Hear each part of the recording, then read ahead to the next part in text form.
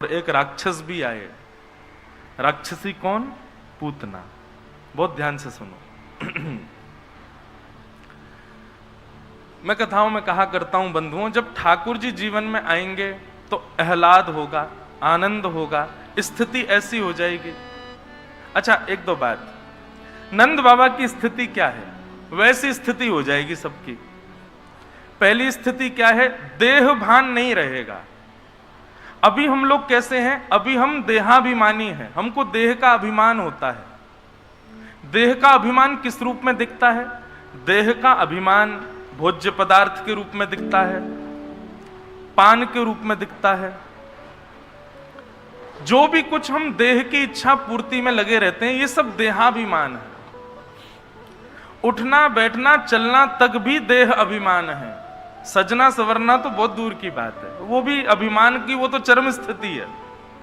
मैंने वस्त्र कैसे पहने हैं, मैंने पटका कैसा पहना है, मैंने तिलक कैसा लगाया, मैंने बाल कैसे काटे हैं, ये सब देह अभिमान है। ठाकुर जी जब जीवन में आएंगे तो धीरे धीरे आपका देह अभिमान कम होने लग जाएगा। फिर आपको इस बात से फर्क नहीं पड़ेगा कि आप क्या पहनते हैं, क्या खाते हैं। बस जो भी है, वस्त्र ऐसे हो कि तन ढक जाए, भोजन ऐसा हो कि पेट भर जाए, निद्रा इतनी हो कि बस थकान थोड़ी दूर हो जाए, उससे अधिक की इच्छा नहीं होगी। समझ रहे हैं ना बात को? ये ठाकुर जी आएंगे तो तन की स्थिति ऐसी होगी। मैं कभी कभी कथाओं में एक प्रसंग सुनाता हूं। वृंदावन में एक बाबा रहते थे, घड़ी वाले बाबा। वो अपनी घड़ी पैरों में पहनते थे, हाथ में नहीं पहनते थे। क्यों? उनसे कोई पूछता, बोले बाबा पैरों में क्यों पहनते हो? तो कहते बोले कि भैया ये समय काल समय गति हाथन को बतावे कि नहीं है, पैरन को बतावे की है, या हमारे पैरन में पहन। उनकी अलग ही सोच कि काल बढ़ रहा है दिन ब दिन, ये पैरों को बताओ कि हे चरण, तुम किसी दूषित स्थान पर मत जाना, तुम सदा श्री प्रिया प्रियतम के पास ही रहो। इसलिए समय की गति इन चरणों को पता चले, इसलिए पैरों में घड़ी पहनते थे। अब सोचो, इतने देहाभिमानी। कल को मैं भी घड़ी पहने आऊं पैर में तो लोग मुझे पागल कहेंगे, जे व्यास जी बढ़िया पैर में घड़ी पहने डोले हैं। ये बात तो निश्चित है कि जब ठाकुर जी जीवन में आएंगे तो इस उपाधि से तो आप अलंकृत हो ही जाओगे कि आप पागल हो। तो पहला देहाभिमान शून्य। देह को अभिमान नहीं होगा, देह को अपनी सुध नहीं होगी।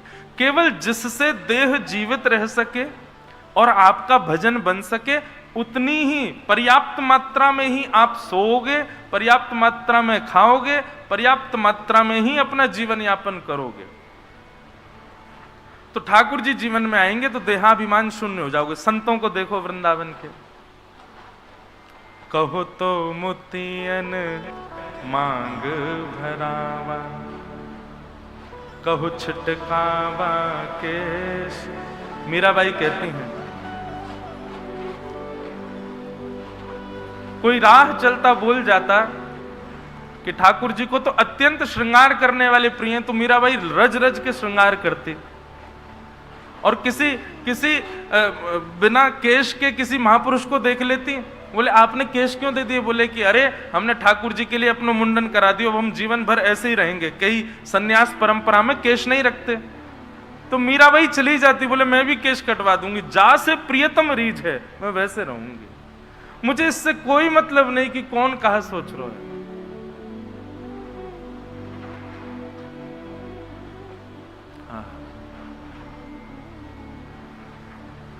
देहाभिमान शून्य हो बाला,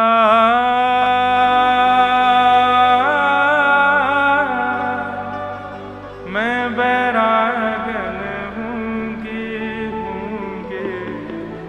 मैं बैरागन हूंगी, मैं बैरागन। देहाभिमान शून्य। तन के लिए कुछ नहीं करोगे आप, केवल मेरा भजन बने उसके लिए तन की आवश्यकताएं पूरी होंगी। ठाकुर जी जीवन में आने का विचार करेंगे तो सबसे पहली स्थिति यह हो जाएगी। दूसरी स्थिति क्या होगी? संग्रह का भाव खत्म हो जाएगा। मैं कितना संग्रह करूं, ये स्थिति नहीं रहेगी। मैंने अनुभव किया,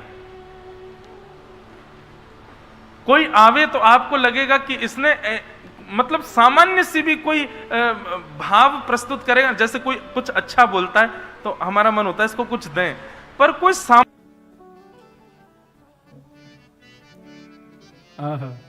अब ये ब्रज भाषा की पंक्तियों में लीला है पूरी, सुनो। कहां चली मुख मोड़ के गुजर चतुर सुजान, कितको भली जात हो देव हमारो दान। कहां चली मुख मोड़ के गुजर चतुर सुजान, कितको भूली जात हो देव हमारो दान।